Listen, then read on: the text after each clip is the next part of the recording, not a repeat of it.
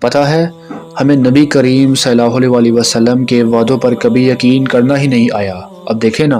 جس گھر میں جس کو لگتا ہے کہ جادو ہے، ٹونا ہے، جو ذرا سا بیمار ہوتا ہے اس کو لگتا ہے کہ کسی نے تعویذ کر دیا ہے،